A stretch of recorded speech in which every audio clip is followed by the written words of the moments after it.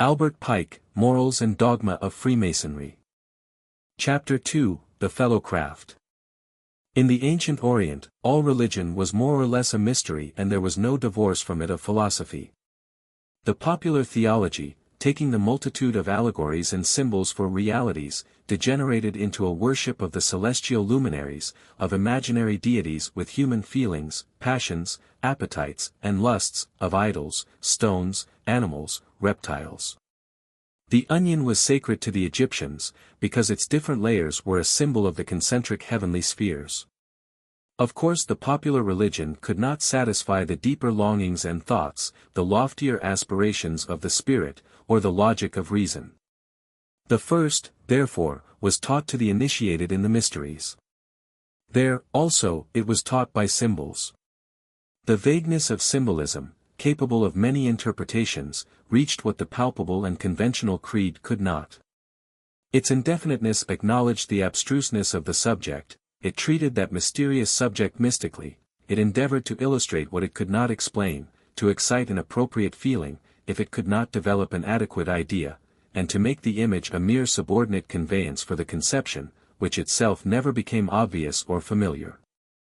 Thus the knowledge now imparted by books and letters, was of old conveyed by symbols, and the priests invented or perpetuated a display of rites and exhibitions, which were not only more attractive to the eye than words, but often more suggestive and more pregnant with meaning to the mind.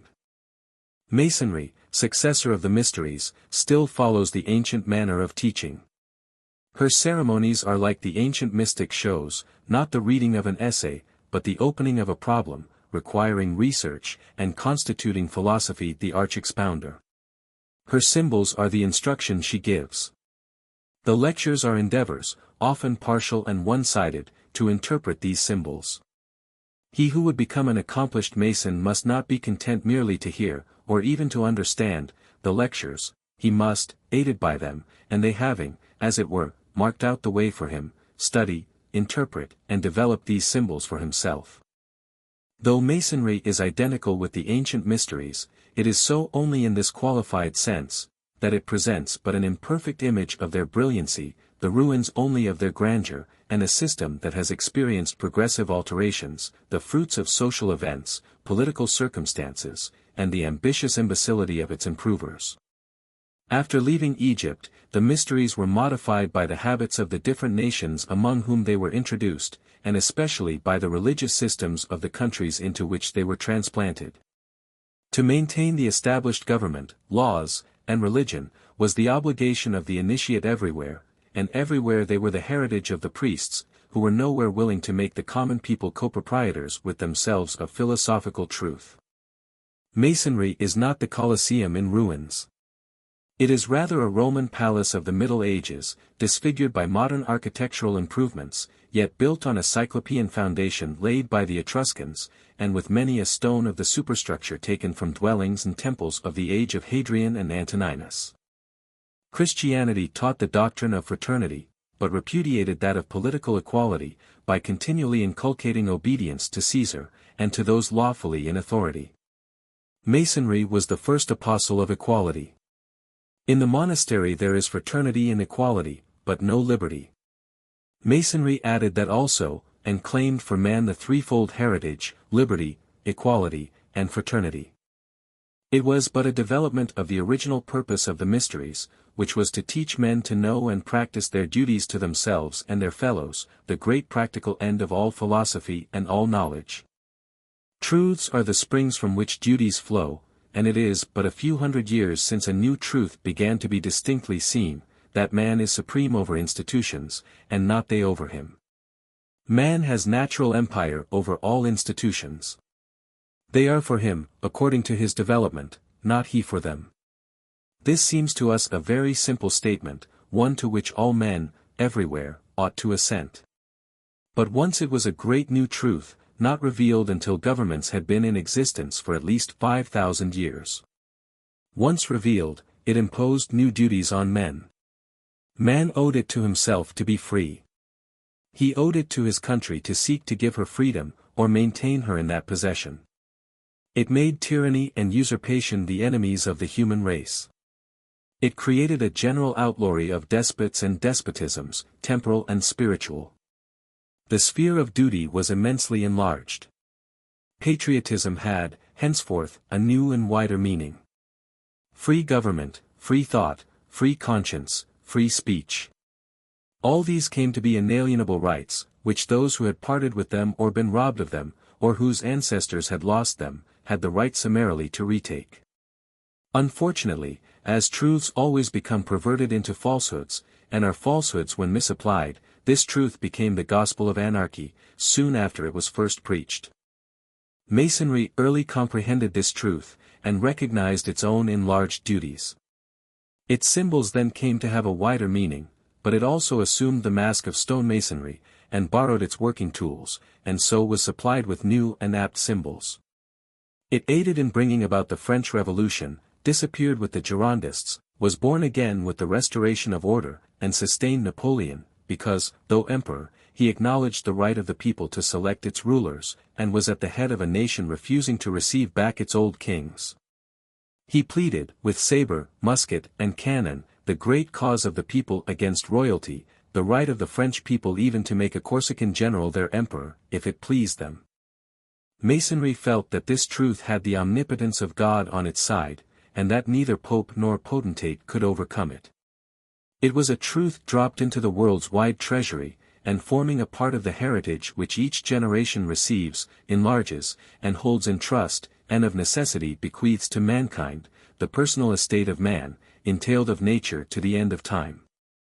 And Masonry early recognized it as true, that to set forth and develop a truth, or any human excellence of gift or growth, is to make greater the spiritual glory of the race, that whosoever aids the march of a truth, and makes the thought a thing, writes in the same line with Moses, and with him who died upon the cross, and has an intellectual sympathy with the deity himself. The best gift we can bestow on man is manhood. It is that which Masonry is ordained of God to bestow on its votaries, not sectarianism and religious dogma, not a rudimental morality, that may be found in the writings of Confucius, Zoroaster, Seneca, and the rabbis, in the Proverbs and Ecclesiastes, not a little and cheap common school knowledge, but manhood and science and philosophy. Not that philosophy or science is in opposition to religion. For philosophy is but that knowledge of God and the soul, which is derived from observation of the manifested action of God and the soul, and from a wise analogy. It is the intellectual guide which the religious sentiment needs. The true religious philosophy of an imperfect being, is not a system of creed, but, as Socrates thought, an infinite search or approximation. Philosophy is that intellectual and moral progress, which the religious sentiment inspires and ennobles. As to science, it could not walk alone, while religion was stationary. It consists of those matured inferences from experience which all other experience confirms. It realizes and unites all that was truly valuable in both the old schemes of mediation, one heroic, or the system of action and effort, and the mystical theory of spiritual, contemplative communion.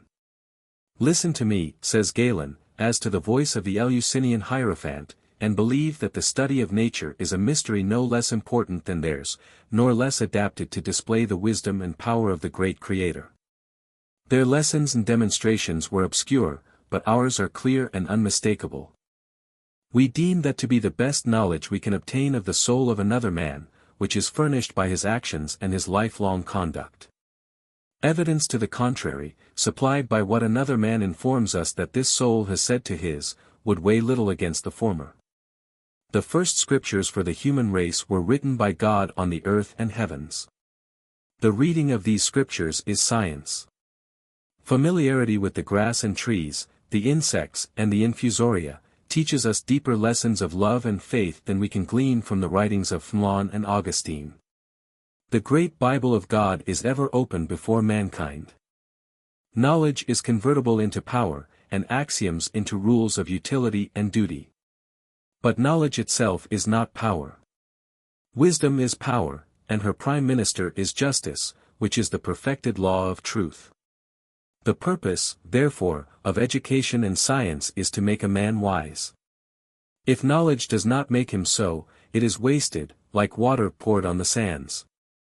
To know the formulas of Masonry, is of as little value, by itself, as to know so many words and sentences in some barbarous African or Australasian dialect. To know even the meaning of the symbols, is but little, unless that adds to our wisdom, and also to our charity, which is to justice like one hemisphere of the brain to the other. Do not lose sight, then, of the true object of your studies in Masonry. It is to add to your estate of wisdom, and not merely to your knowledge. A man may spend a lifetime in studying a single specialty of knowledge, botany, conchology, or entomology, for instance, in committing to memory names derived from the Greek, and classifying and reclassifying, and yet be no wiser than when he began. It is the great truths as to all that most concerns a man, as to his rights, interests, and duties, that Masonry seeks to teach her initiates. The wiser a man becomes, the less will he be inclined to submit tamely to the imposition of fetters or a yoke, on his conscience or his person.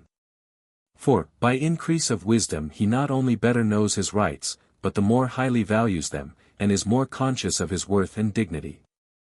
His pride then urges him to assert his independence.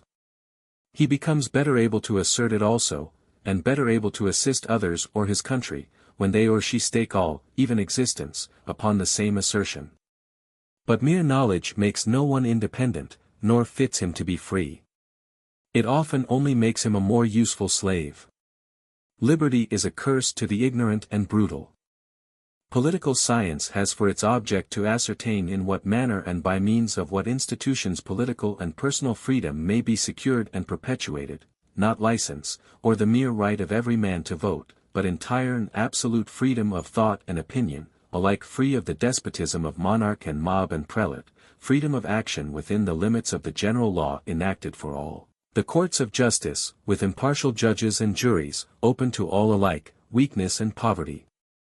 Equally potent in those courts as power and wealth, the avenues to office and honor open alike to all the worthy, the military powers, in war or peace, in strict subordination to the civil power, arbitrary arrests for acts not known to the law as crimes, impossible, Romish inquisitions, star chambers, military commissions, unknown, the means of instruction within reach of the children of all, the right of free speech, and accountability of all public officers, civil and military. If Masonry needed to be justified for imposing political as well as moral duties on its initiates, it would be enough to point to the sad history of the world. It would not even need that she should turn back the pages of history to the chapters written by Tacitus, that she should recite the incredible horrors of despotism under Caligula and Domitian, Caracalla and Commodus, Vitellius and Maximin.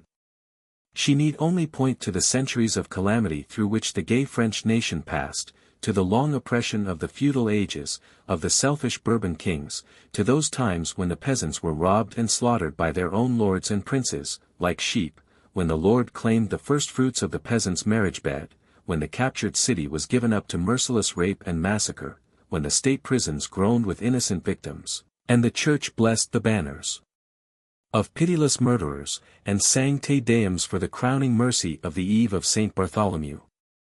We might turn over the pages, to a later chapter, that of the reign of the 15th Louis, when young girls, hardly more than children, were kidnapped to serve his lusts, when lettres de cachet filled the Bastille with persons accused of no crime, with husbands who were in the way of the pleasures of lascivious wives and of villains wearing orders of nobility, when the people were ground between the upper and the nether millstone of taxes, customs, and excises, and when the Pope's nuncio and the Cardinal de la Roche-Aymon, devoutly kneeling, one on each side of Madame du Barry, the king's abandoned prostitute, put the slippers on her naked feet, as she rose from the adulterous bed.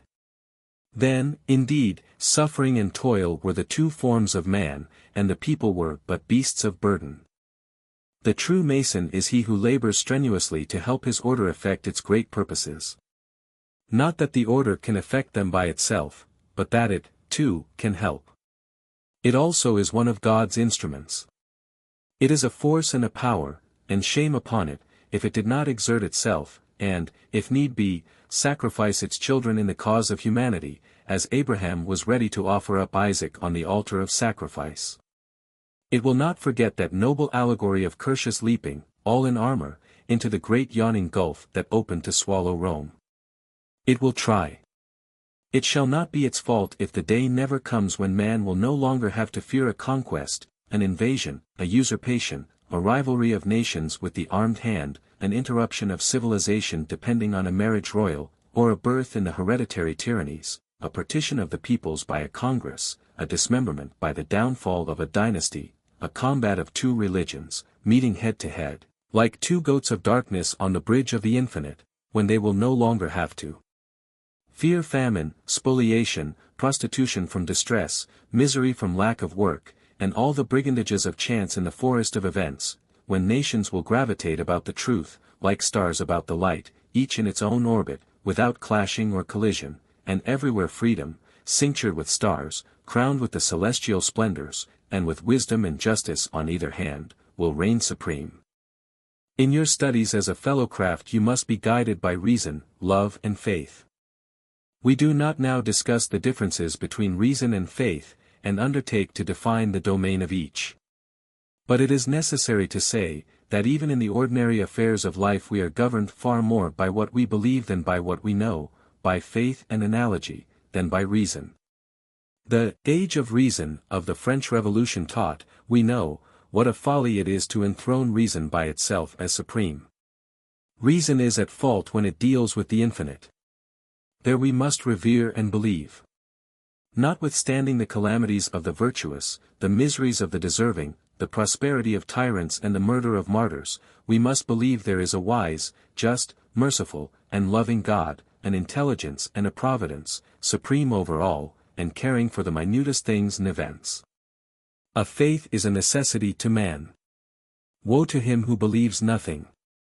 We believe that the soul of another is of a certain nature and possesses certain qualities, that he is generous and honest, or penurious and knavish, that she is virtuous and amiable, or vicious and ill-tempered, from the countenance alone, from little more than a glimpse of it, without the means of knowing. We venture our fortune on the signature of a man on the other side of the world, whom we never saw, upon the belief that he is honest and trustworthy. We believe that occurrences have taken place, upon the assertion of others. We believe that one will act upon another, and in the reality of a multitude of other phenomena that reason cannot explain.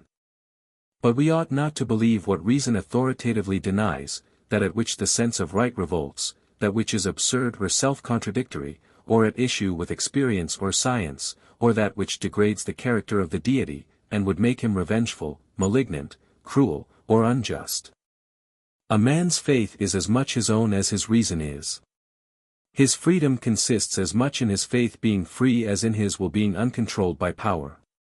All the priests and augurs of Rome or Greece had not the right to require Cicero or Socrates to believe in the absurd mythology of the vulgar. All the imams of Mohammedanism have not the right to require a pagan to believe that Gabriel dictated the Quran to the prophet. All the Brahmins that ever lived, if assembled in one conclave like the cardinals, could not gain a right to compel a single human being to believe in the Hindu cosmogony. No man or body of men can be infallible, and authorized to decide what other men shall believe, as to any tenet of faith. Except to those who first receive it, every religion and the truth of all inspired writings depend on human testimony and internal evidences, to be judged of by reason and the wise analogies of faith. Each man must necessarily have the right to judge of their truth for himself, because no one man can have any higher or better right to judge than another of equal information and intelligence. Domitian claimed to be the Lord God, and statues and images of him, in silver and gold, were found throughout the known world. He claimed to be regarded as the God of all men, and, according to Suetonius, began his letters thus: "Our Lord and God commands that it should be done so and so," and formally decreed that no one should address him otherwise, either in writing or by word of mouth. Palfurius Sura, the philosopher, who was his chief delator, accusing those who refused to recognize his divinity, however much he may have believed in that divinity, had not the right to demand that a single Christian in Rome or the provinces should do the same. Reason is far from being the only guide, in morals or in political science. Love or loving kindness must keep it company, to exclude fanaticism, intolerance, and persecution, to all of which a morality too ascetic, and extreme political principles, invariably lead. We must also have faith in ourselves, and in our fellows and the people, or we shall be easily discouraged by reverses, and our ardor cooled by obstacles. We must not listen to reason alone. Force comes more from faith and love, and it is by the aid of these that man scales the loftiest heights of morality, or becomes the savior and redeemer of a people. Reason must hold the helm, but these supply the motive power. They are the wings of the soul. Enthusiasm is generally unreasoning, and without it, and love and faith, there would have been no Rienzi, or Tell, or Sidney, or any other of the great patriots whose names are immortal. If the deity had been merely and only all-wise and almighty, he would never have created the universe. It is genius that gets power, and its prime lieutenants are force and wisdom. The unruliest of men bend before the leader that has the sense to see and the will to do. It is genius, that rules with godlike power, that unveils, with its counselors, the hidden human mysteries, cuts asunder with its word the huge knots, and builds up with its word the crumbled ruins. At its glance fall down the senseless idols, whose altars have been on all the high places and in all the sacred groves. Dishonesty and imbecility stand abashed before it. Its single yea or nay revokes the wrongs of ages, and is heard among the future generations. Its power is immense, because its wisdom is immense. Genius is the sun of the political sphere. Force and wisdom, its ministers, are the orbs that carry its light into darkness, and answer it with their solid reflecting truth. Development is symbolized by the use of the mallet and chisel, the development of the energies and intellect, of the individual and the people. Genius may place itself at the head of an unintellectual, uneducated, unenergetic nation, but in a free country, to cultivate the intellect of those who elect, is the only mode of securing intellect and genius for rulers. The world is seldom ruled by the great spirits, except after dissolution and new birth. In periods of transition and convulsion, the long parliaments, the Robespierres and Marats, and the semi-respectabilities of intellect, too often hold the reins of power. The Cromwells and Napoleons come later. After Marius and Sulla and Cicero the rhetorician, Czar. The great intellect is often too sharp for the granite of this life. Legislators may be very ordinary men, for legislation is very ordinary work, it is but the final issue of a million minds. The power of the purse or the sword, compared to that of the spirit, is poor and contemptible. As to lands, you may have agrarian laws, and equal partition. But a man's intellect is all his own, held direct from God, an inalienable fief. It is the most potent of weapons in the hands of a paladin. If the people comprehend force in the physical sense, how much more do they reverence the intellectual? Ask Hildebrand, or Luther, or Loyola. They fall prostrate before it, as before an idol. The mastery of mind over mind is the only conquest worth having. The other injures both, and dissolves at a breath. Rude as it is, the great cable falls down and snaps at last. But this dimly resembles the dominion of the Creator. It does not need a subject like that of Peter the Hermit. If the stream be but bright and strong, it will sweep like a spring tide to the popular heart. Not in word only, but in intellectual act lies the fascination. It is the homage to the invisible.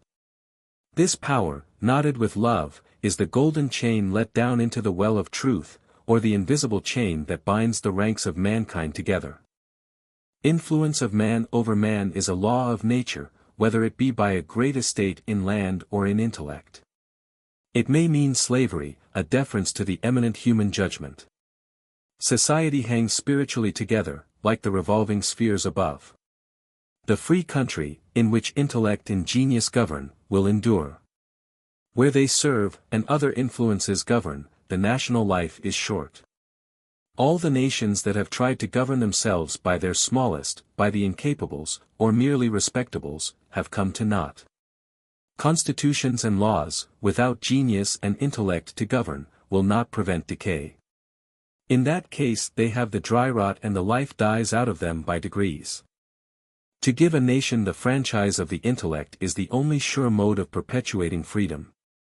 This will compel exertion and generous care for the people from those on the higher seats, and honorable and intelligent allegiance from those below.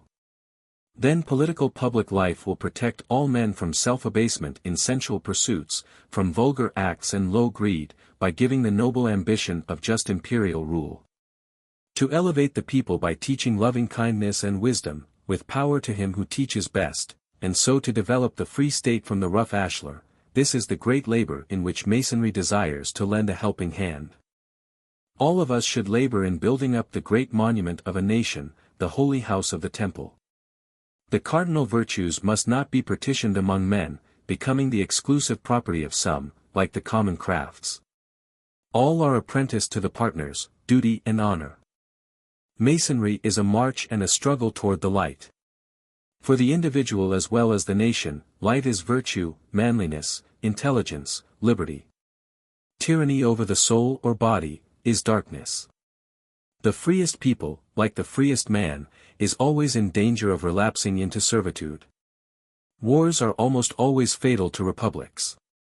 They create tyrants and consolidate their power. They spring, for the most part, from evil counsels. When the small and the base are entrusted with power, legislation and administration become but two parallel series of errors and blunders, ending in war, calamity, and the necessity for a tyrant. When the nation feels its feet sliding backward, as if it walked on the ice, the time has come for a supreme effort. The magnificent tyrants of the past are but the types of those of the future. Men and nations will always sell themselves into slavery, to gratify their passions and obtain revenge. The tyrant's plea, necessity, is always available, and the tyrant once in power, the necessity of providing for his safety makes him savage. Religion is a power, and he must control that. Independent, its sanctuaries might rebel. Then it becomes unlawful for the people to worship God in their own way, and the old spiritual despotisms revive. Men must believe as power wills, or die, and even if they may believe as they will, all they have, lands, houses, body, and soul, are stamped with the royal brand.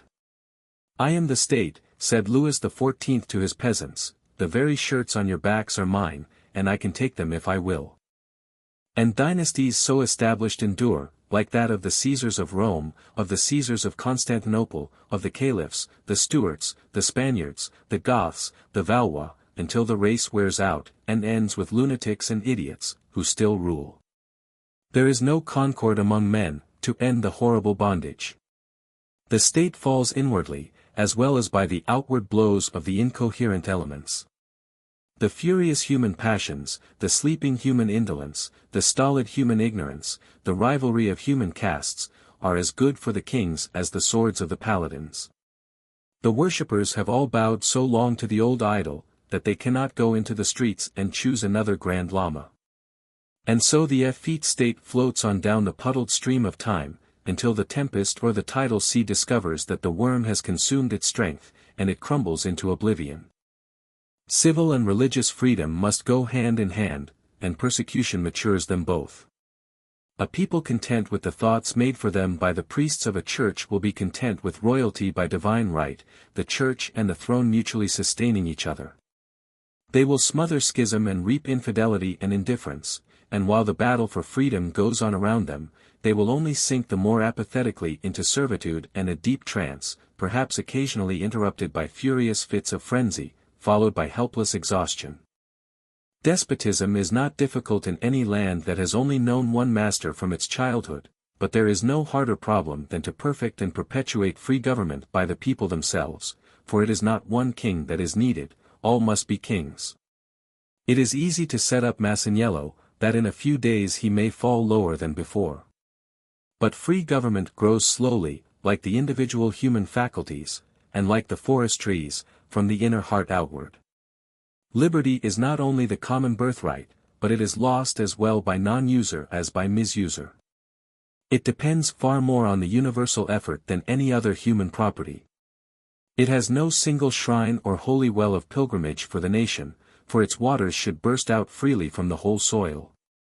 The free popular power is one that is only known in its strength in the hour of adversity, for all its trials, sacrifices and expectations are its own.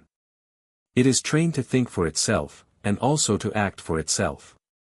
When the enslaved people prostrate themselves in the dust before the hurricane, like the alarmed beasts of the field, the free people stand erect before it, in all the strength of unity, in self-reliance, in mutual reliance, with effrontery against all but the visible hand of God. It is neither cast down by calamity nor elated by success. This vast power of endurance, of forbearance, of patience, and of performance, is only acquired by continual exercise of all the functions, like the healthful physical human vigor, like the individual moral vigor. And the maxim is no less true than old, that eternal vigilance is the price of liberty. It is curious to observe the universal pretext by which the tyrants of all times take away the national liberties. It is stated in the statutes of Edward II, that the justices and the sheriff should no longer be elected by the people, on account of the riots and dissensions which had arisen. The same reason was given long before for the suppression of popular election of the bishops, and there is a witness to this untruth in the yet older times, when Rome lost her freedom, and her indignant citizens declared that tumultuous liberty is better than disgraceful tranquility. With the compasses and scale, we can trace all the figures used in the mathematics of planes, or in what are called geometry and trigonometry, two words that are themselves deficient in meaning. Geometry, which the letter G in most lodges is said to signify, means measurement of land or the earth, or surveying, and trigonometry, the measurement of triangles, or figures with three sides or angles. The latter is by far the most appropriate name for the science intended to be expressed by the word geometry. Neither is of a meaning sufficiently wide, for although the vast surveys of great spaces of the earth's surface, and of coasts, by which shipwreck and calamity to mariners are avoided, are effected by means of triangulation, though it was by the same method that the French astronomers measured a degree of latitude and so established a scale of measures on an immutable basis, though it is by means of the immense triangle that has for its base a line drawn in imagination between the place of the earth now and its place 6 months hence in space, and for its apex a planet or star, that the distance of Jupiter or Sirius from the earth is ascertained, and though there is a triangle still more vast, its base extending either way from us, with and past the horizon into immensity, and its apex infinitely distant above us, to which corresponds a similar infinite triangle below what is above equaling what is below, immensity equaling immensity, yet the science of numbers, to which Pythagoras attached so much importance, and whose mysteries are found everywhere in the ancient religions, and most of all in the Kabbalah and in the Bible, is not sufficiently expressed by either the word geometry, or the word trigonometry. For that science includes these, with arithmetic, and also with algebra, logarithms, the integral and differential calculus, and by means of it are worked out the great problems of astronomy or the laws of the stars. Virtue is but heroic bravery to do the thing thought to be true, in spite of all enemies of flesh or spirit, in despite of all temptations or menaces. Man is accountable for the rightness of his doctrine, but not for the rightness of it. Devout enthusiasm is far easier than a good action. The end of thought is action, the sole purpose of religion is an ethic. Theory, in political science, is worthless, except for the purpose of being realized in practice.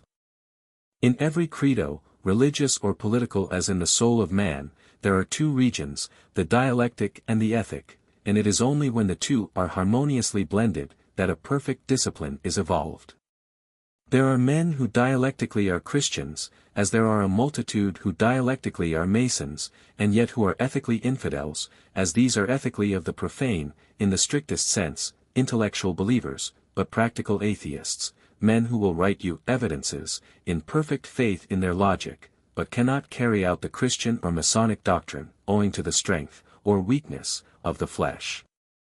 On the other hand, there are many dialectical skeptics, but ethical believers, as there are many Masons who have never undergone initiation, and as ethics are the end and purpose of religion, so are ethical believers the most worthy. He who does right is better than he who thinks right.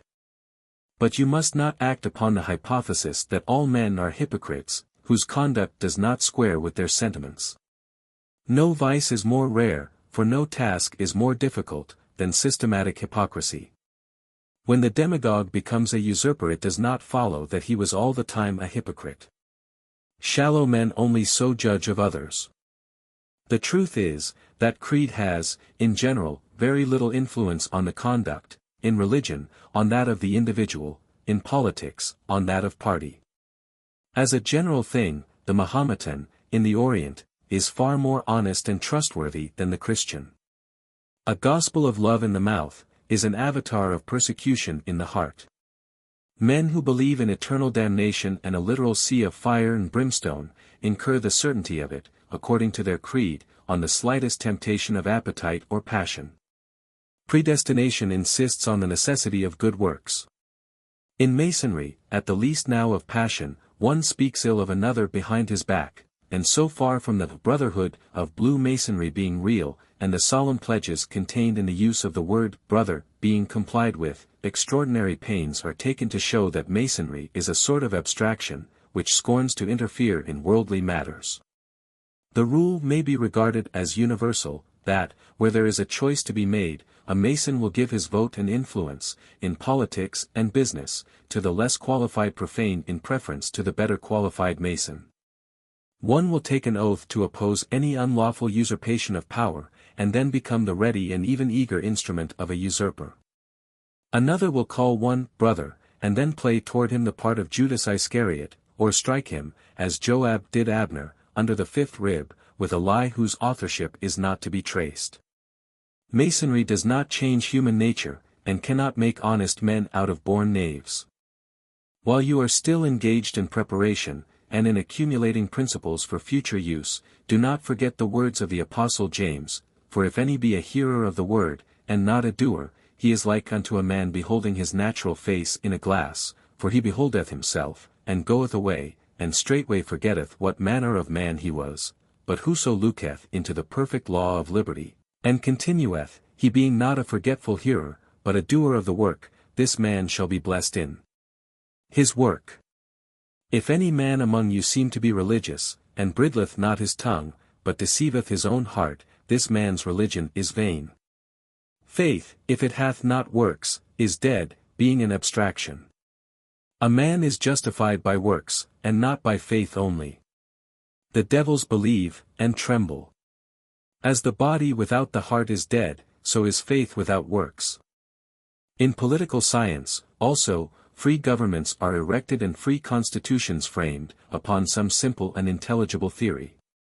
Upon whatever theory they are based, no sound conclusion is to be reached except by carrying the theory out without flinching, both in argument on constitutional questions and in practice.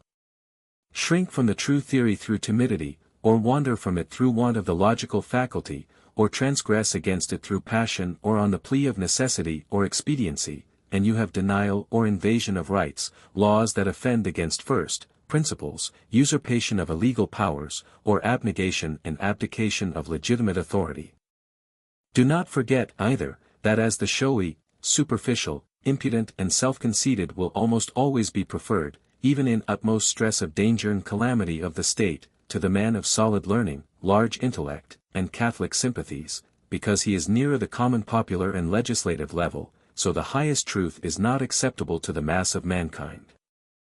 When Solon was asked if he had given his countrymen the best laws, he answered, the best they are capable of receiving.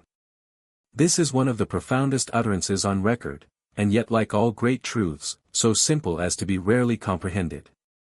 It contains the whole philosophy of history.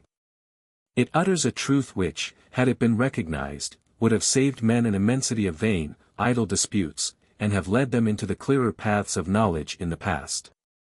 It means this, that all truths are truths of period, and not truths for eternity, that whatever great fact has had strength and vitality enough to make itself real, whether of religion, morals, government, or of whatever else, and to find place in this world, has been a truth for the time, and as good as men were capable of receiving.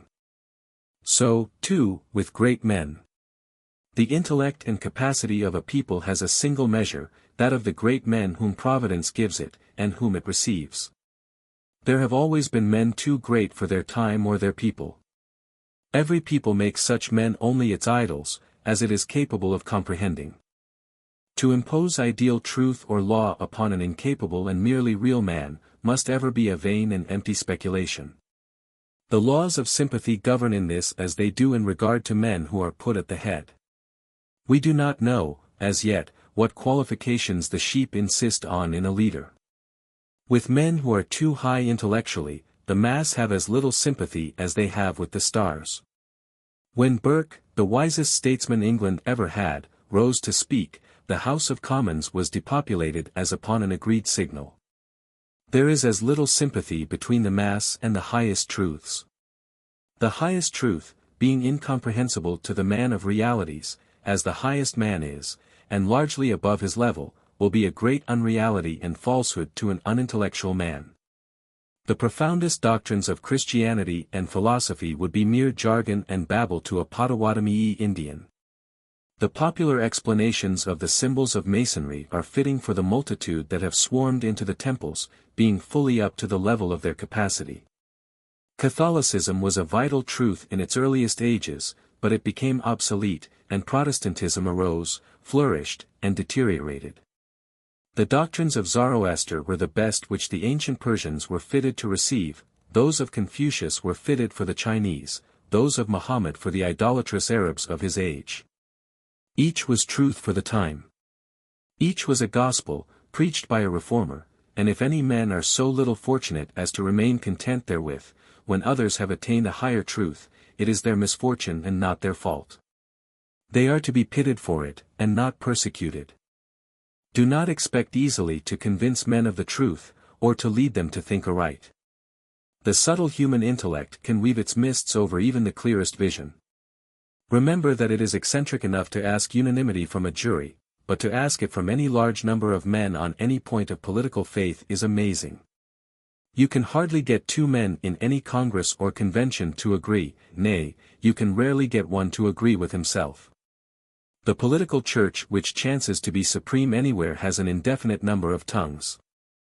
How then can we expect men to agree as to matters beyond the cognizance of the senses? How can we compass the infinite and the invisible with any chain of evidence? Ask the small sea waves what they murmur among the pebbles. How many of those words that come from the invisible shore are lost, like the birds, in the long passage? How vainly do we strain the eyes across the long infinite? We must be content, as the children are, with the pebbles that have been stranded, since it is forbidden us to explore the hidden depths. The fellowcraft is especially taught by this not to become wise in his own conceit. Pride in unsound theories is worse than ignorance. Humility becomes a mason.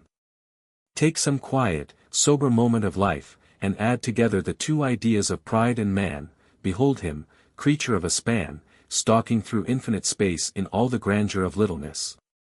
Perched on a speck of the universe, every wind of heaven strikes into his blood the coldness of death, his soul floats away from his body like the melody from the string. Day and night, like dust on the wheel, he is rolled along the heavens, through a labyrinth of worlds, and all the creations of God are flaming on every side, further than even his imagination can reach. Is this a creature to make for himself a crown of glory, to deny his own flesh, to mock at his fellow, sprung with him from that dust to which both will soon return? Does the proud man not err? Does he not suffer? Does he not die? When he reasons, is he never stopped short by difficulties? When he acts, does he never succumb to the temptations of pleasure? When he lives, is he free from pain? Do the diseases not claim him as their prey? When he dies, can he escape the common grave? Pride is not the heritage of man. Humility should dwell with frailty, and atone for ignorance, error and imperfection. Neither should the Mason be over-anxious for office and honor, however certainly he may feel that he has the capacity to serve the state.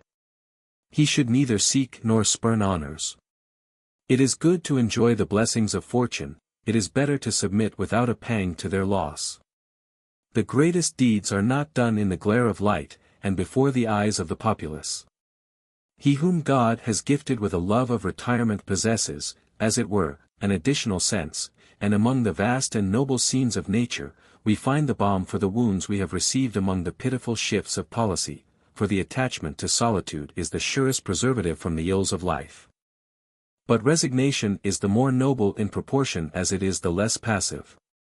Retirement is only a morbid selfishness, if it prohibit exertions for others, as it is only dignified and noble, when it is the shade whence the oracles issue that are to instruct mankind, and retirement of this nature is the sole seclusion which a good and wise man will covet or command. The very philosophy which makes such a man covet the quiet, will make him eschew the inutility of the hermitage. Very little praiseworthy would Lord Bolingbroke have seemed among his haymakers and ploughmen, if among haymakers and ploughmen he had looked with an indifferent eye upon a profligate minister and a venal parliament. Very little interest would have attached to his beans and vetches, if beans and vetches had caused him to forget that if he was happier on a farm he could be more useful in a senate, and made him forego, in the sphere of a bailiff, all care for re-entering that of a legislator. Remember, also, that there is an education which quickens the intellect, and leaves the heart hollower or harder than before. There are ethical lessons in the laws of the heavenly bodies, in the properties of earthly elements, in geography, chemistry, geology, and all the material sciences. Things are symbols of truths. Properties are symbols of truths. Science, not teaching moral and spiritual truths, is dead and dry, of little more real value than to commit to the memory a long row of unconnected dates, or of the names of bugs or butterflies. Christianity, it is said, begins from the burning of the false gods by the people themselves. Education begins with the burning of our intellectual and moral idols, our prejudices, notions, conceits, our worthless or ignoble purposes. Especially it is necessary to shake off the love of worldly gain. With freedom comes the longing for worldly advancement. In that race men are ever falling, rising, running, and falling again. The lust for wealth and the abject dread of poverty delve the furrows on many a noble brow. The gambler grows old as he watches the chances. Lawful hazard drives youth away before its time, and this youth draws heavy bills of exchange on age. Men live, like the engines, at high pressure, 100 years in 100 months, the ledger becomes the Bible, and the day book the book of the morning prayer. Hence flow overreachings and sharp practice, heartless traffic in which the capitalist buys profit with the lives of the laborers, speculations that coin a nation's agonies into wealth, and all the other devilish enginery of mammon. This, and greed for office, are the two columns at the entrance to the temple of Moloch. It is doubtful whether the latter, blossoming in falsehood, trickery, and fraud, is not even more pernicious than the former. At all events they are twins, and fitly mated, and as either gains control of the unfortunate subject, his soul withers away and decays, and at last dies out. The souls of half the human race leave them long before they die. The two greeds are twin plagues of the leprosy, and make the man unclean, and whenever they break out they spread until they cover all the skin of him that hath the plague, from his head even to his foot. Even the raw flesh of the heart becomes unclean with it. Alexander of Macedon has left a saying behind him which has survived his conquests: nothing is nobler than work. Work only can keep even kings respectable. And when a king is a king indeed, it is an honorable office to give tone to the manners and morals of a nation, to set the example of virtuous conduct, and restore in spirit the old schools of chivalry, in which the young manhood may be nurtured to real greatness. Work and wages will go together in men's minds, in the most royal institutions. We must ever come to the idea of real work. The rest that follows labor should be sweeter than the rest which follows rest. Let no fellow craft imagine that the work of the lowly and uninfluential is not worth the doing. There is no legal limit to the possible influences of a good deed or a wise word or a generous effort. Nothing is really small. Whoever is open to the deep penetration of nature knows this. Although, indeed, no absolute satisfaction may be vouchsafed to philosophy, any more in circumscribing the cause than in limiting the effect, the man of thought and contemplation falls into unfathomable ecstasies in view of all the decompositions of forces resulting in unity. All works for all. Destruction is not annihilation, but regeneration. Algebra applies to the clouds, the radiance of the star benefits the rose. No thinker would dare to say that the perfume of the hawthorn is useless to the constellations. Who, then, can calculate the path of the molecule? How do we know that the creations of worlds are not determined by the fall of grains of sand? Who, then, understands the reciprocal flow and ebb of the infinitely great and the infinitely small, the echoing of causes in the abysses of beginning, and the avalanches of creation? A flesh-worm is of account, the small is great, the great is small, all is in equilibrium in necessity. There are marvelous relations between beings and things, in this inexhaustible whole, from sun to grub, there is no scorn, all need each other. Light does not carry terrestrial perfumes into the azure depths, without knowing what it does with them. Night distributes the stellar essence to the sleeping plants. Every bird which flies has the thread of the infinite in its claw. Germination includes the hatching of a meteor, and the tap of a swallow's bill, breaking the egg, and it leads forward the birth of an earthworm and the advent of a Socrates. Where the telescope ends the microscope begins. Which of them the grander view? A bit of mold is a pleiad of flowers, a nebula is an anthill of stars. There is the same and a still more wonderful interpenetration between the things of the intellect and the things of matter. Elements and principles are mingled, combined, espoused, multiplied one by another, to such a degree as to bring the material world and the moral world into the same light. Phenomena are perpetually folded back upon themselves.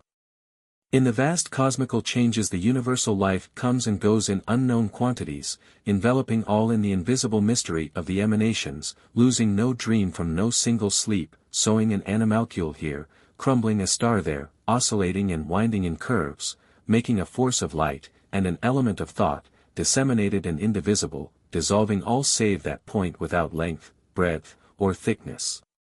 The myself, reducing everything to the sole atom, making everything blossom into God, entangling all activities, from the highest to the lowest, in the obscurity of a dizzying mechanism, hanging the flight of an insect upon the movement of the earth, subordinating, perhaps, if only by the identity of the law, the eccentric evolutions of the comet in the firmament, to the whirlings of the infusoria in the drop of water.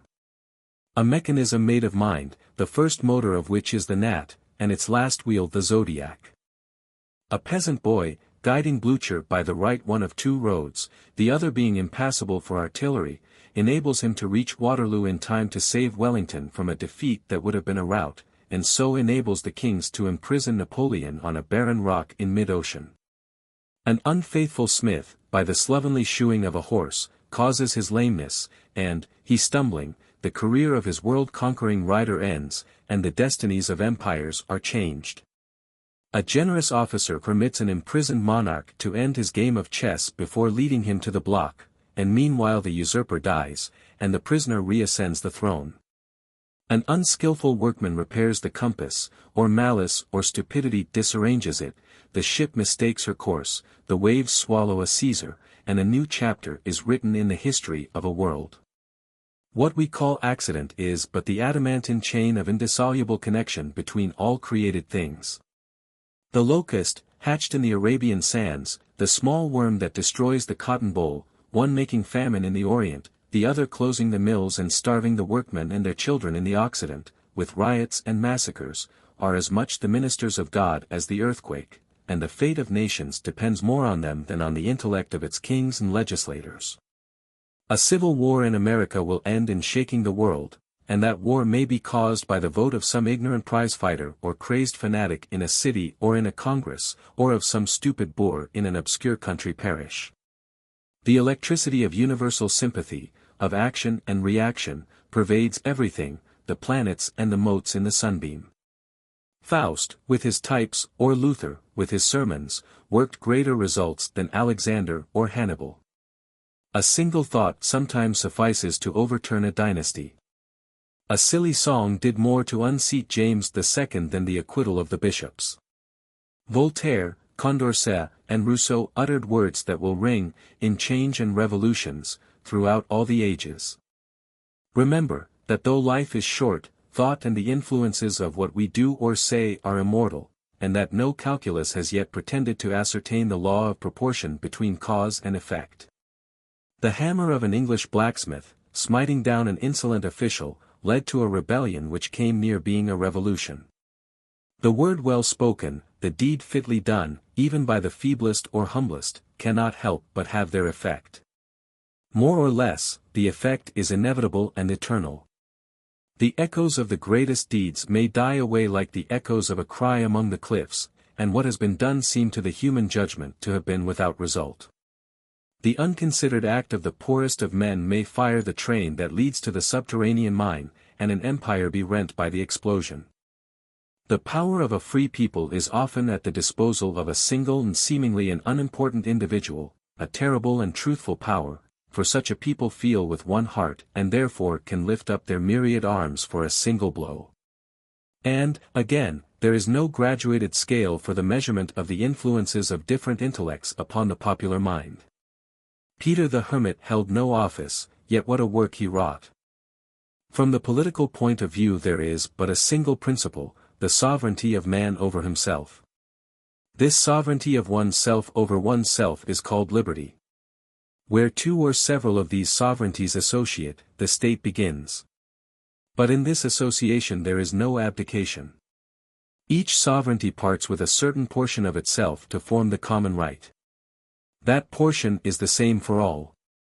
There is equal contribution by all to the joint sovereignty. This identity of concession which each makes to all, is equality. The common right is nothing more or less than the protection of all, pouring its rays on each. This protection of each by all, is fraternity. Liberty is the summit, equality the base. Equality is not all vegetation on a level, a society of big spears of grass and stunted oaks, a neighborhood of jealousies, emasculating each other. It is, civilly, all aptitudes having equal opportunity, politically, all votes having equal weight, religiously, all consciences having equal rights.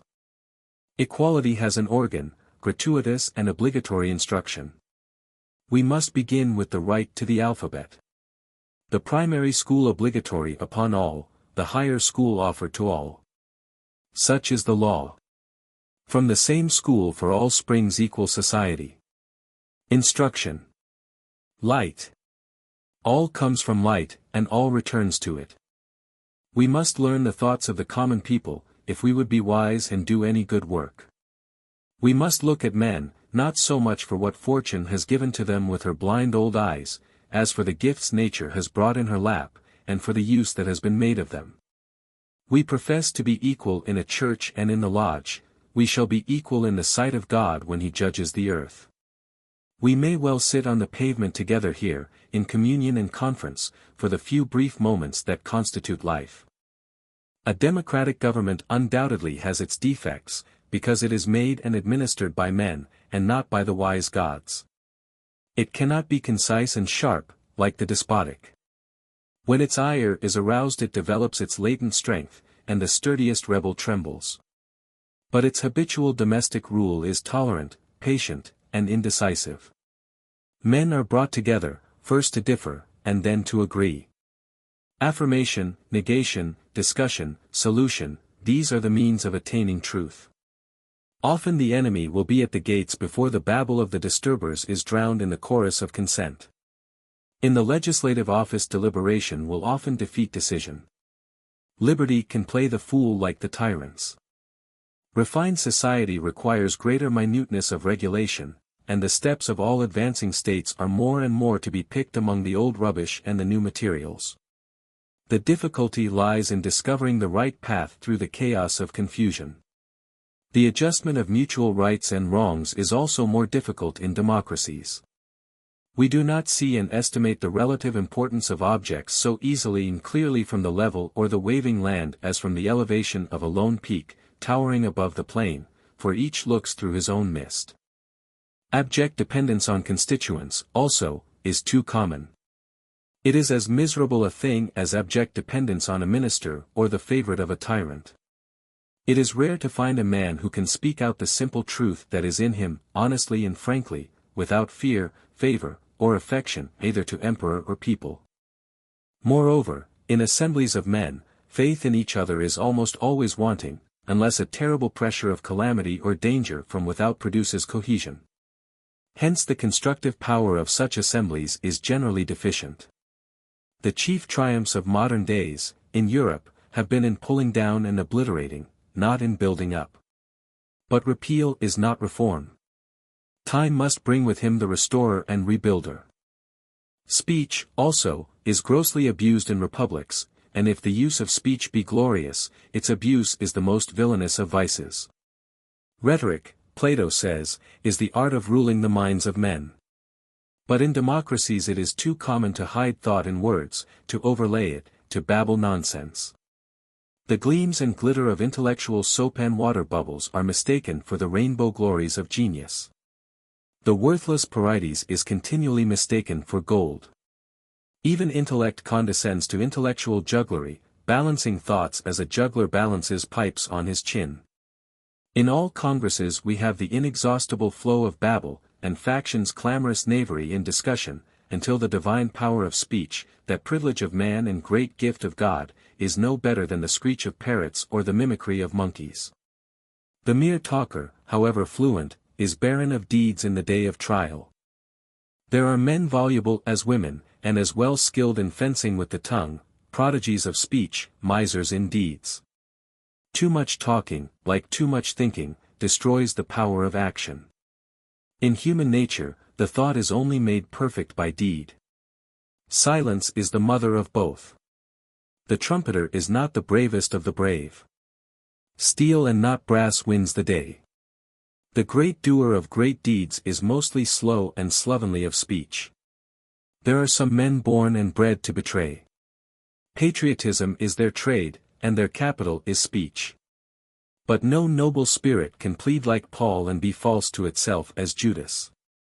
Imposture too commonly rules in republics, they seem to be ever in their minority, their guardians are self-appointed, and the unjust thrive better than the just. The despot, like the night lion roaring, drowns all the clamor of tongues at once, and speech, the birthright of the free man, becomes the bauble of the enslaved. It is quite true that republics only occasionally, and as it were accidentally, select their wisest, or even the less incapable among the incapables, to govern them and legislate for them. If genius, armed with learning and knowledge, will grasp the reins, the people will reverence it. If it only modestly offers itself for office, it will be smitten on the face, even when, in the straits of distress and the agonies of calamity, it is indispensable to the salvation of the state. Put it upon the track with the showy and superficial, the conceited, the ignorant, and impudent, the trickster and charlatan, and the result shall not be a moment doubtful. The verdicts of legislatures and the people are like the verdicts of juries, sometimes right by accident. Offices, it is true, are showered, like the rains of heaven, upon the just and the unjust. The Roman augurs that used to laugh in each other's faces at the simplicity of the vulgar, were also tickled with their own guile, but no augur is needed to lead the people astray. They readily deceive themselves. Let a republic begin as it may, it will not be out of its minority before imbecility will be promoted to high places, and shallow pretense, getting itself puffed into notice, will invade all the sanctuaries. The most unscrupulous partisanship will prevail, even in respect to judicial trusts, and the most unjust appointments constantly be made, although every improper promotion not merely confers one undeserved favor, but may make 100 honest cheeks smart with injustice. The country is stabbed in the front when those are brought into the stalled seats who should slink into the dim gallery. Every stamp of honor, ill-clutched, is stolen from the treasury of merit. Yet the entrance into the public service, and the promotion in it, affect both the rights of individuals and those of the nation. Injustice in bestowing or withholding office ought to be so intolerable in democratic communities that the least trace of it should be like the scent of treason. It is not universally true that all citizens of equal character have an equal claim to knock at the door of every public office and demand admittance. When any man presents himself for service he has a right to aspire to the highest body at once, if he can show his fitness for such a beginning, that he is fitter than the rest who offer themselves for the same post. The entry into it can only justly be made through the door of merit. And whenever anyone aspires to and attains such high post, especially if by unfair and disreputable and indecent means, and is afterward found to be a signal failure, he should at once be beheaded. He is the worst among the public enemies.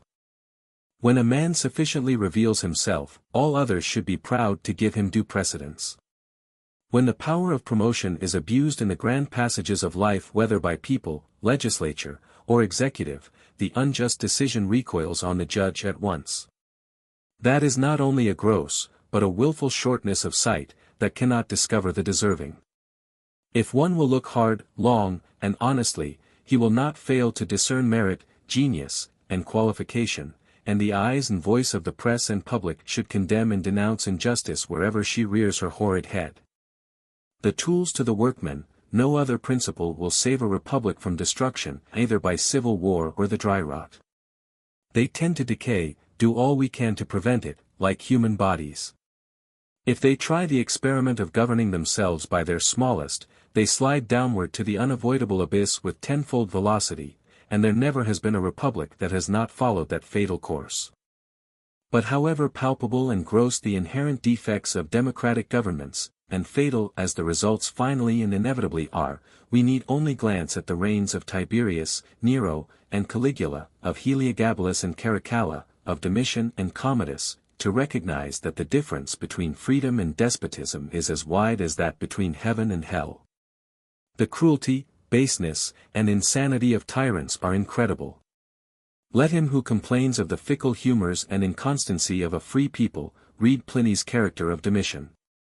If the great man in a republic cannot win office without descending to low arts and whining beggary and the judicious use of sneaking lies, let him remain in retirement, and use the pen. Tacitus and Juvenal held no office.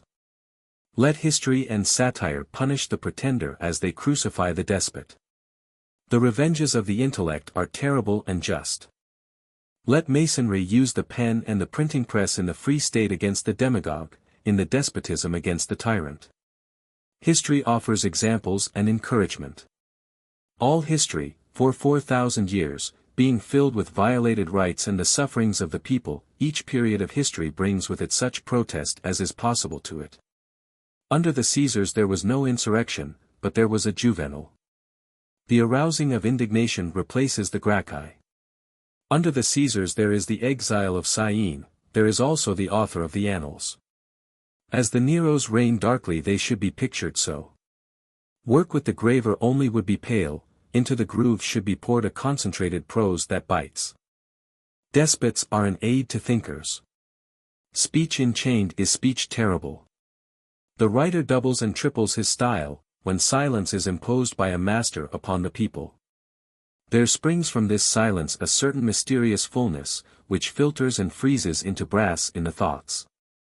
Compression in the history produces conciseness in the historian. The granitic solidity of some celebrated prose is only a condensation produced by the tyrant. Tyranny constrains the writer to shortenings of diameter which are increases of strength. The Ciceronian period, hardly sufficient upon Verres, would lose its edge upon Caligula. The demagogue is the predecessor of the despot. One springs from the other's loins. He who will basely fawn on those who have office to bestow, will betray like Iscariot, and prove a miserable and pitiable failure. Let the new Junius lash such men as they deserve, and history make them immortal in infamy, since their influences culminate in ruin. The republic that employs and honors the shallow, the superficial, the base, who crouch unto the offal of an office promised, at last weeps tears of blood for its fatal error. Of such supreme folly, the sure fruit is damnation. Let the nobility of every great heart, condensed into justice and truth, strike such creatures like a thunderbolt. If you can do no more, you can at least condemn by your vote, and ostracize by denunciation. It is true that, as the czars are absolute, they have it in their power to select the best for the public service. It is true that the beginner of a dynasty generally does so, and that when monarchies are in their prime, pretense and shallowness do not thrive and prosper and get power, as they do in republics. All do not gabble in the parliament of a kingdom, as in the congress of a democracy. The incapables do not go undetected there, all their lives. But dynasties speedily decay and run out. At last they dwindle down into imbecility, and the dull or flippant members of congresses are at least the intellectual peers of the vast majority of kings. The great man, the Julius Caesar, the Charlemagne, Cromwell, Napoleon, reigns of right. He is the wisest and the strongest. The incapables and imbeciles succeed and are usurpers, and fear makes them cruel. After Julius came Caracalla and Galba, after Charlemagne, the lunatic Charles VI. So the Saracenic dynasty dwindled out, the Capetes, the Stuarts, the Bourbons, the last of these producing Bomba, the ape of Domitian. Man is by nature cruel, like the tigers. The barbarian, and the tool of the tyrant, and the civilized fanatic, enjoy the sufferings of others, as the children enjoy the contortions of maimed flies. Absolute power, once in fear for the safety of its tenure, cannot but be cruel. As to ability, dynasties invariably cease to possess any after a few lives. They become mere shams, governed by ministers, favorites, or courtesans, like those old Etruscan kings, slumbering for long ages in their golden royal robes, dissolving forever at the first breath of day. Let him who complains of the shortcomings of democracy ask himself if he would prefer a Du Barry or a Pompadour, governing in the name of a Louis XV, a Caligula making his horse a consul, a Domitian, that most savage monster, who sometimes drank the blood of relatives, sometimes employing himself with slaughtering the most distinguished citizens before whose gates fear and terror kept watch, a tyrant of frightful aspect, pride on his forehead, fire in his eye, constantly seeking darkness and secrecy, and only emerging from his solitude to make solitude. After all, in a free government, the laws and the constitution are above the incapables, the courts correct their legislation, and posterity is the grand inquest that passes judgment on them.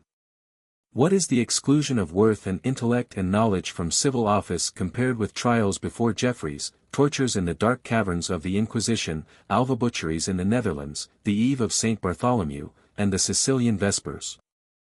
The Abbé Bérulle in his Memoirs for the History of Jacobinism, declares that Masonry in France gave, as its secret, the words equality and liberty, leaving it for every honest and religious Mason to explain them as would best suit his principles, but retained the privilege of unveiling in the higher degrees the meaning of those words, as interpreted by the French Revolution. And he also accepts English Masons from his anathemas, because in England a Mason is a peaceable subject of the civil authorities, no matter where he resides, engaging in no plots or conspiracies against even the worst government. England, he says, disgusted with an equality and a liberty, the consequences of which she had felt in the struggles of her Lollards, Anabaptists, and Presbyterians, had purged her Masonry from all explanations tending to overturn empires, but there still remained adepts whom disorganizing principles bound to the ancient mysteries. Because true Masonry, unemasculated, bore the banners of freedom and equal rights, and was in rebellion against temporal and spiritual tyranny, its lodges were proscribed in 1735, by an edict of the States of Holland. In 1737, Louis XV forbade them in France. In 1738, Pope Clement XII issued against them his famous bull of excommunication, which was renewed by Benedict XIV, and in 1743 the Council of Bern also proscribed them. The title of the Bull of Clement is, The Condemnation of the Society of Conventicles de Liberi Muritari, or of the Freemasons, under the penalty of ipso facto excommunication, the absolution from which is reserved to the Pope alone, except at the point of death. And by it all bishops, ordinaries, and inquisitors were empowered to punish Freemasons, as vehemently suspected of heresy, and to call in, if necessary, the help of the secular arm, that is, to cause the civil authority to put them to death. Also, false and slavish political theories end in brutalizing the state. For example, adopt the theory that offices and employments in it are to be given as rewards for services rendered to party, and they soon become the prey and spoil of faction, the booty of the victory of faction, and leprosy is in the flesh of the state. The body of the commonwealth becomes a mass of corruption, like a living carcass rotten with syphilis. All unsound theories in the end develop themselves in one foul and loathsome disease or other of the body politic. The state, like the man, must use constant effort to stay in the paths of virtue and manliness. The habit of electioneering and begging for office culminates in bribery with office, and corruption in office. A chosen man has a visible trust from God, as plainly as if the commission were engrossed by the notary. A nation cannot renounce the executorship of the divine decrees. As little can Masonry. It must labor to do its duty knowingly and wisely. We must remember that, in free states, as well as in despotisms, injustice, the spouse of oppression, is the fruitful parent of deceit, distrust, hatred, conspiracy, treason, and unfaithfulness. Even in assailing tyranny we must have truth and reason as our chief weapons. We must march into that fight like the old Puritans, or into the battle with the abuses that spring up in free government, with the flaming sword in one hand, and the oracles of God in the other. The citizen who cannot accomplish well the smaller purposes of public life, cannot compass the larger. The vast power of endurance, forbearance, patience, and performance, of a free people, is acquired only by continual exercise of all the functions, like the healthful physical human vigor. If the individual citizens have it not, the state must equally be without it. It is of the essence of a free government, that the people should not only be concerned in making the laws, but also in their execution. No man ought to be more ready to obey and administer the law than he who has helped to make it. The business of government is carried on for the benefit of all, and every co-partner should give counsel and cooperation. Remember also, as another shoal on which states are wrecked, that free states always tend toward the depositing of the citizens in strata, the creation of castes, the perpetuation of the jus divinum to office in families. The more democratic the state, the more sure this result. For, as free states advance in power, there is a strong tendency toward centralization, not from deliberate evil intention, but from the course of events and the indolence of human nature. The executive powers swell and enlarge to inordinate dimensions, and the executive is always aggressive with respect to the nation. Offices of all kinds are multiplied to reward partisans, the brute force of the sewerage and lower strata of the mob obtains large representation, first in the lower offices, and at last in senates, and bureaucracy raises its bald head, bristling with pens, girded with spectacles, and bunched with ribbon. The art of government becomes like a craft, and its guilds tend to become exclusive, as those of the Middle Ages.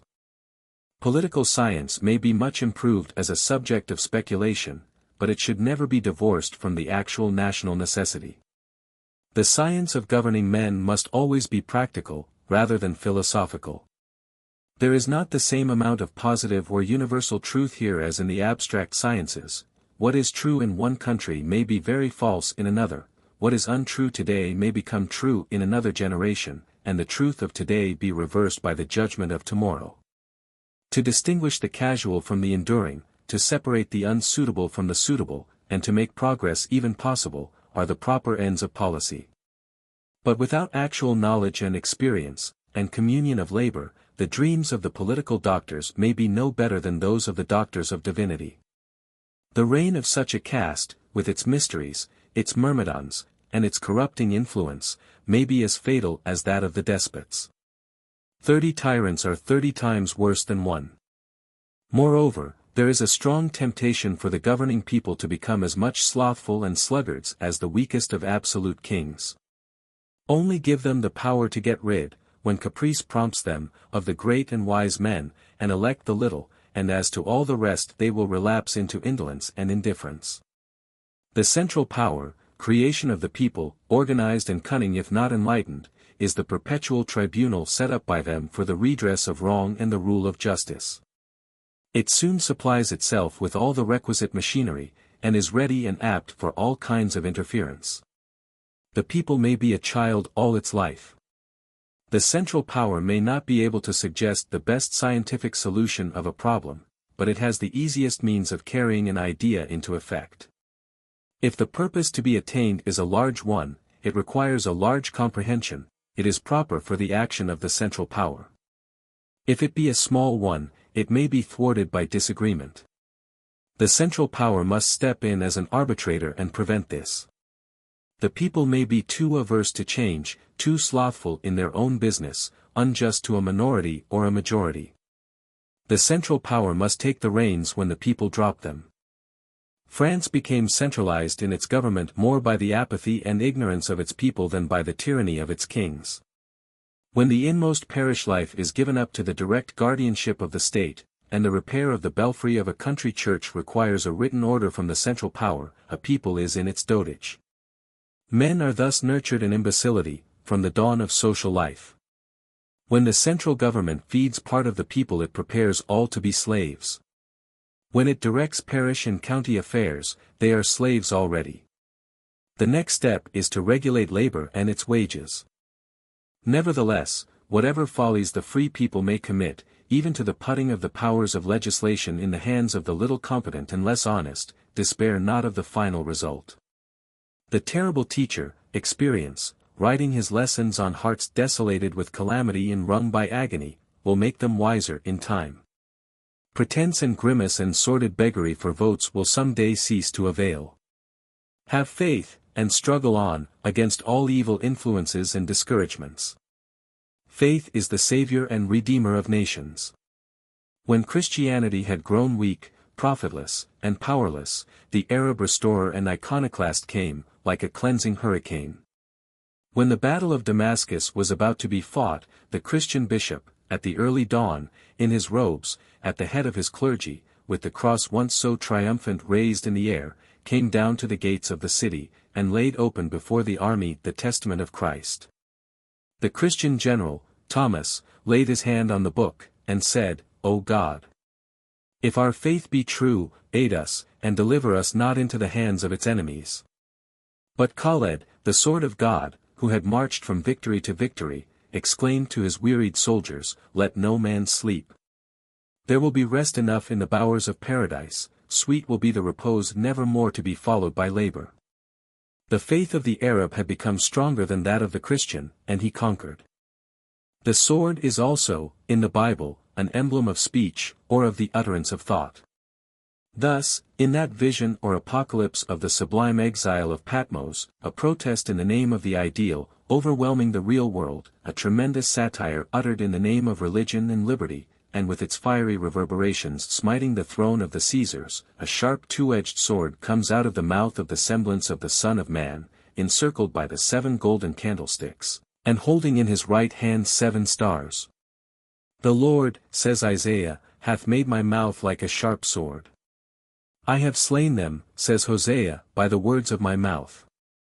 The word of God, says the writer of the apostolic letter to the Hebrews, is quick and powerful, and sharper than any two-edged sword, piercing even to the dividing asunder of soul and spirit. The sword of the Spirit, which is the word of God, says Paul, writing to the Christians at Ephesus. I will fight against them with the sword of my mouth, it is said in the Apocalypse, to the angel of the church at Pergamos. The spoken discourse may roll on strongly as the great tidal wave, but, like the wave, it dies at last feebly on the sands. It is heard by few, remembered by still fewer, and fades away, like an echo in the mountains, leaving no token of power. It is nothing to the living and coming generations of men. It was the written human speech, that gave power and permanence to human thought. It is this that makes the whole human history but one individual life. To write on the rock is to write on a solid parchment, but it requires a pilgrimage to see it. There is but one copy, and time wears even that. To write on skins or papyrus was to give, as it were, but one tardy edition, and the rich only could procure it. The Chinese stereotyped not only the unchanging wisdom of old sages, but also the passing events. The process tended to suffocate thought, and to hinder progress, for there is continual wandering in the wisest minds, and truth writes her last words, not on clean tablets, but on the scrawl that error has made and often mended. Printing made the movable letters prolific. Thenceforth the orator spoke almost visibly to listening nations, and the author wrote, like the Pope, his ecumenic decrees, urbi et orbi, and ordered them to be posted up in all the marketplaces, remaining, if he chose, impervious to human sight. The doom of tyrannies was thenceforth sealed. Satire and invective became potent as armies. The unseen hands of the geniuses could launch the thunderbolts, and make the ministers tremble. One whisper from this giant fills the earth as easily as Demosthenes filled the agora. It will soon be heard at the antipodes as easily as in the next street. It travels with the lightning under the oceans. It makes the mass one man, speaks to it in the same common language, and elicits a sure and single response. Speech passes into thought, and thence promptly into act. A nation becomes truly one, with one large heart and a single throbbing pulse. Men are invisibly present to each other, as if already spiritual beings, and the thinker who sits in an alpine solitude, unknown to or forgotten by all the world, among the silent herds and hills, may flash his words to all the cities and over all the seas.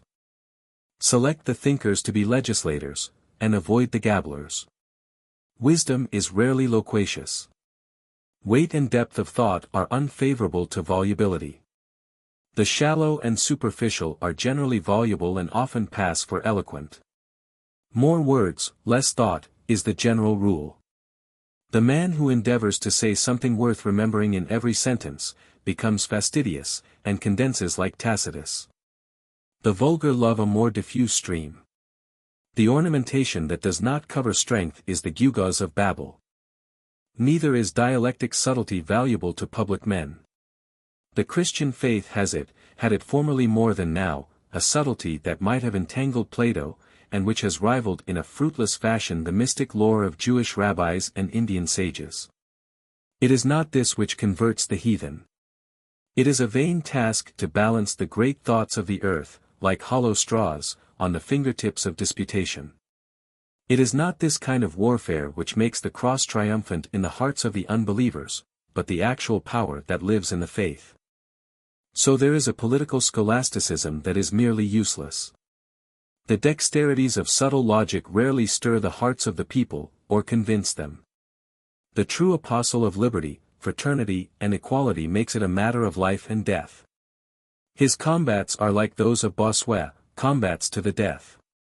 The true apostolic fire is like the lightning, it flashes conviction into the soul. The true word is verily a two-edged sword.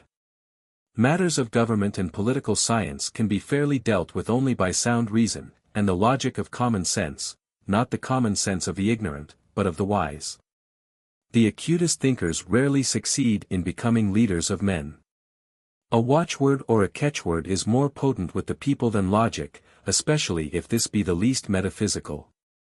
When a political prophet arises, to stir the dreaming, stagnant nation, and hold back its feet from the irretrievable descent, to heave the land as with an earthquake, and shake the silly shallow idols from their seats, his words will come straight from God's own mouth, and be thundered into the conscience. He will reason, teach, warn, and rule.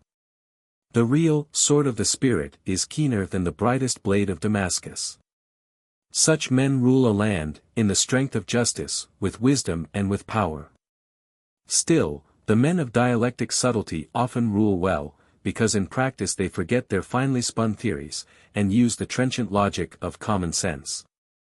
But when the great heart and large intellect are left to the rust in private life, and small attorneys, brawlers in politics, and those who in the cities would be only the clerks of notaries, or practitioners in the disreputable courts, are made national legislators, the country is in her dotage, even if the beard has not yet grown upon her chin.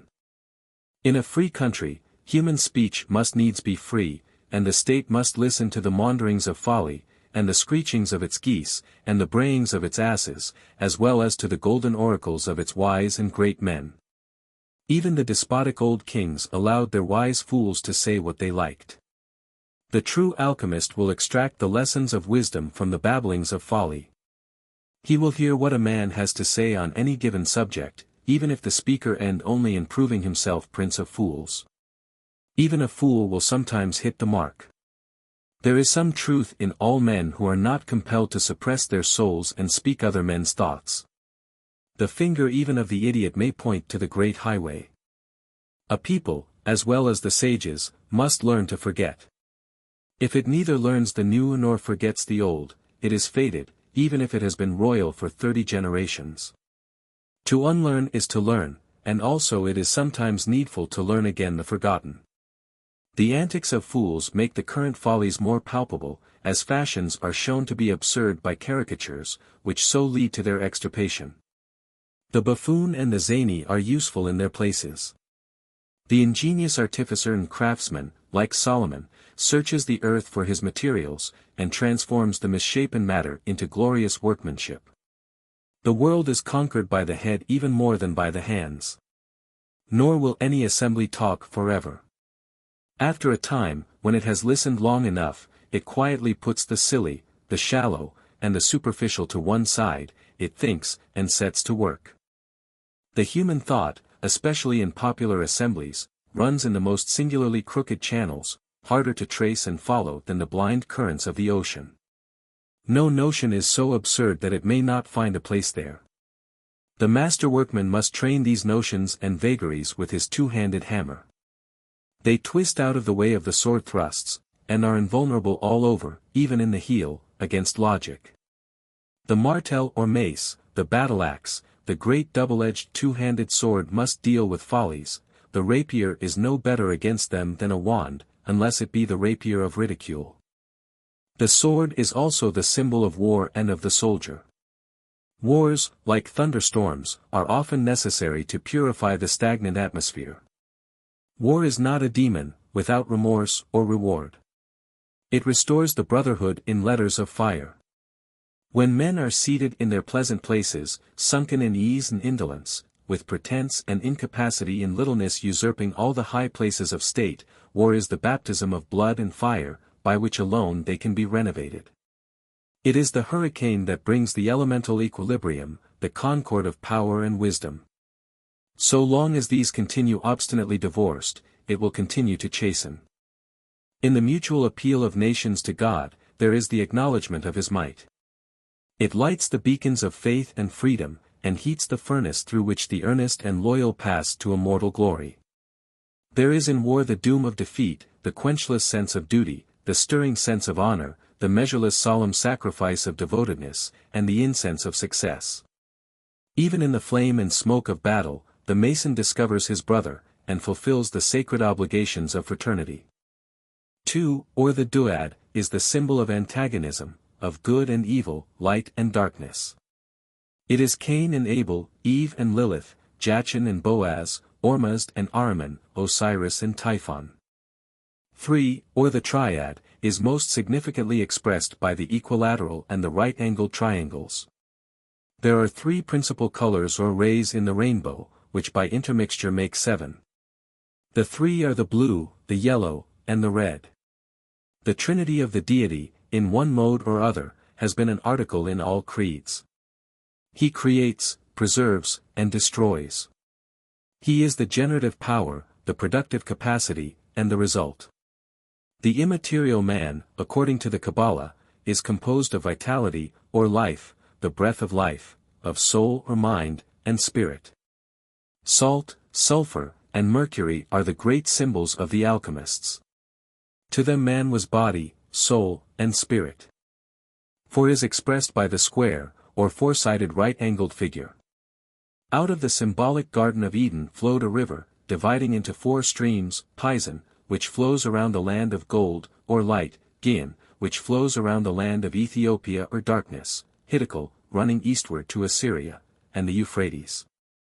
Zechariah saw 4 chariots coming out from between 2 mountains of bronze, in the first of which were red horses, in the second, black, in the third, white, and in the fourth, grizzled, and these were the 4 winds of the heavens, that go forth from standing before the Lord of all the earth.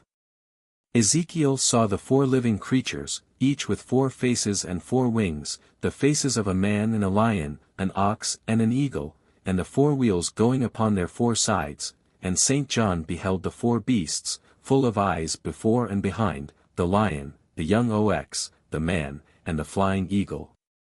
4 was the signature of the earth. Therefore, in the 148th Psalm, of those who must praise the Lord on the land, there are 4 times 4, and 4 in particular of living creatures. Visible nature is described as the 4 quarters of the world, and the 4 corners of the earth. There are 4, says the old Jewish saying, which take the first place in this world, man, among the creatures, the eagle among birds, the ox among cattle, and the lion among wild beasts. Daniel saw 4 great beasts come up from the sea. 5 is the duad added to the triad. It is expressed by the five-pointed or blazing star, the mysterious pentalpha of Pythagoras. It is indissolubly connected with the number 7. Christ fed his disciples and the multitude with 5 loaves and 2 fishes, and of the fragments there remained 12, that is, 5 and 7, baskets full. Again he fed them with 7 loaves and a few little fishes, and there remained 7 baskets full. The 5 apparently small planets, Mercury, Venus, Mars, Jupiter, and Saturn, with the 2 greater ones, the Sun and Moon, constituted the 7 celestial spheres. 7 was the peculiarly sacred number. There were 7 planets and spheres presided over by 7 archangels. There were 7 colors in the rainbow, and the Phoenician deity was called the Heptakes or god of 7 rays, 7 days of the week, and 7 and 5 made the number of months, tribes, and apostles. Zechariah saw a golden candlestick, with 7 lamps and 7 pipes to the lamps, and an olive tree on each side. Since he says, "The 7 eyes of the Lord shall rejoice, and shall see the plummet in the hand of Zerubbabel." John, in the Apocalypse, writes 7 epistles to the 7 churches. In the 7 epistles there are 12 promises. What is said of the churches in praise or blame, is completed in the number 3. The refrain, "Who has ears to hear," etc., has 10 words, divided by 3 and 7, and the 7 by 3 and 4, and the 7 epistles are also so divided. In the seals, trumpets, and vials, also, of this symbolic vision, the 7 are divided by 4 and 3. He who sends his message to Ephesus, holds the 7 stars in his right hand, and walks amid the 7 golden lamps. In 6 days, or periods, God created the universe, and paused on the 7th day. Of clean beasts, Noah was directed to take by 7s into the ark, and of fowls by 7s, because in 7 days the rain was to commence. On the _7_10th day of the month, the rain began, on the _7_10th day of the 7th month, that ark rested on Ararat. When the dove returned, Noah waited 7 days before he sent her forth again, and again 7, after she returned with the olive leaf. Enoch was the 7th patriarch, Adam included, and Lamech lived 777 years. There were 7 lamps in the great candlestick of the tabernacle and temple, representing the 7 planets. 7 times Moses sprinkled the anointing oil upon the altar. The days of consecration of Aaron and his sons were 7 in number. A woman was unclean 7 days after childbirth, one infected with leprosy was shut up 7 days, 7 times the leper was sprinkled with the blood of a slain bird, and 7 days afterwards he must remain abroad out of his tent. 7 times, in purifying the leper, the priest was to sprinkle the consecrated oil, and 7 times to sprinkle with the blood of the sacrificed bird the house to be purified. 7 times the blood of the slain bullock was sprinkled on the mercy seat, and 7 times on the altar. The 7th year was a Sabbath of rest, and at the end of 7 times 7 years came the great year of Jubilee. 7 days the people ate unleavened bread, in the month of Abib. 7 weeks were counted from the time of first putting the sickle to the wheat. The Feast of the Tabernacles lasted 7 days. Israel was in the hand of Midian 7 years before Gideon delivered them. The bullock sacrificed by him was 7 years old. Samson told Delilah to bind him with 7 green wives, and she wove the 7 locks of his head, and afterwards shaved them off. Balaam told Barak to build for him 7 altars. Jacob served 7 years for Leah and 7 for Rachel. Job had 7 sons and 3 daughters, making the perfect number 10. He had also 7,000 sheep and 3,000 camels. His friends sat down with him 7 days and 7 nights. His friends were ordered to sacrifice 7 bullocks and 7 rams, and again, at the end, he had 7 sons and 3 daughters, and twice 7,000 sheep, and lived in 140, or twice 7 times 10 years. Pharaoh saw in his dream 7 fat and 7 lean kine, 7 good ears and 7 blasted ears of wheat, and there were 7 years of plenty, and 7 of famine. Jericho fell, when 7 priests, with 7 trumpets, made the circuit of the city on 7 successive days, once each day for 6 days, and 7 times on the 7th. The 7 eyes of the Lord, says Zechariah, run to and fro through the whole earth. Solomon was 7 years in building the temple. 7 angels, in the Apocalypse, pour out 7 plagues, from 7 vials of wrath. The scarlet-colored beast, on which the woman sits in the wilderness, has 7 heads and 10 horns. So also has the beast that rises up out of the sea. 7 thunders uttered their voices. 7 angels sounded 7 trumpets. 7 lamps, of fire, the 7 spirits of God, burned before the throne, and the Lamb that was slain had 7 horns and 7 eyes. 8 is the first cube, that of 2. 9 is the square of 3, and represented by the triple triangle. 10 includes all the other numbers. It is especially 7 and 3, and is called the number of perfection. Pythagoras represented it by the tetractys, which had many mystic meanings. This symbol is sometimes composed of dots or points, sometimes of commas or yods, and in the Kabbalah, of the letters of the name of deity. It is thus arranged. The patriarchs from Adam to Noah, inclusive, are 10 in number, and the same number is that of the commandments. 12 is the number of the lines of equal length that form a cube. It is the number of the months, the tribes, and the apostles, of the oxen under the brazen sea, of the stones on the breastplate of the high priest.